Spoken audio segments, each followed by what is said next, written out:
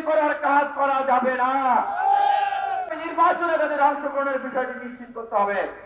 আমরা সুস্পষ্টভাবে ঘোষণা দিচ্ছি, আগামীকাল 14 ডিসেম্বর এবং 16 ডিসেম্বর বাংলাদেশের কোথাও এই ফ্যাসিবাদী খুনিদের কার্যক্রম বের করলে তাদেরকে প্রতিহত করা হবে। কারণ তাদের পক্ষ থেকে আমরা কোন ধরনের অনুশোচনা শুনি নাই, তাদের কোন সংস্কারের কথা শুনি নাই, ক্ষমা চাওয়ার কথা শুনি নাই, বরং শুনেছি এই খুনি হাসিনাকে তারা আবার ফিরিয়ে আনতে চায়। তারা বলছে এই হাসিনা ছাড়া বাংলাদেশ নাকি ঠিকভাবে চলছে না। পাশাপাশি বলতে চাই যে ভারত থেকে এখন উস্কানি দেওয়া হচ্ছে, বলা হচ্ছে 18 দিনে তারা বাংলাদেশ দখল করে নেবে। আমি কংগ্রেসকে ধন্যবাদ জানাই, তারা বিজেপির উগ্রবাদীদের এই সমস্ত বক্তব্য এবং কার্যক্রমের নিন্দা জানাচ্ছে। আমাদের একজন উপদেষ্টা নাহিদ ইসলাম তিনি বললেন, রাজনৈতিক দলগুলো সরকারকে ব্যর্থ করার জন্য তারা চেষ্টা করছে। এখানে দুটি বিষয়কে স্পষ্ট করতে হবে।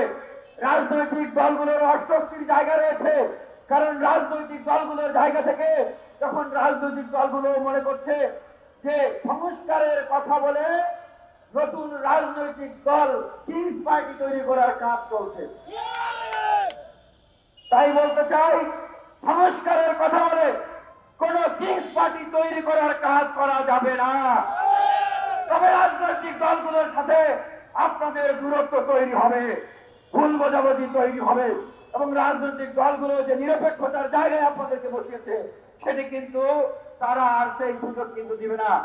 আবার রাজনৈতিক দলগুলোকে বুঝতে হবে, এক সাগর রক্ত এত জীবনের বিনিময়ে যে গণ অভ্যুত্থান আমরা পেয়েছি, নতুন বাংলাদেশের আমরা সুযোগ পেয়েছি, সেজন্য সংস্কারের সুযোগ অবশ্যই দিতে হবে। আর বলতে চাই, বাংলাদেশের একমাত্র রাজনৈতিক দল স্বাধীনতার পর থেকে যেটি ফ্যাসিবাদের বিরুদ্ধে লড়াই সংগ্রামের বিরুদ্ধে আন্দোলনের গর্ব থেকে গড়ে উঠেছে, সেই দলের নাম কি?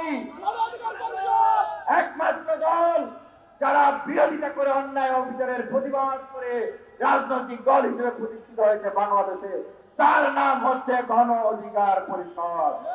আমরা বলতে চাই, আগামীর বাংলাদেশে এই তারুণ্য নির্ভর রাজনৈতিক দল বাংলাদেশের মানুষকে পথ দেখাবে এবং ইনশাআল্লাহ 300 আসনে প্রার্থী দিবে, বাংলাদেশের ভবিষ্যৎ নেতৃত্ব দিবে ইনশাআল্লাহ।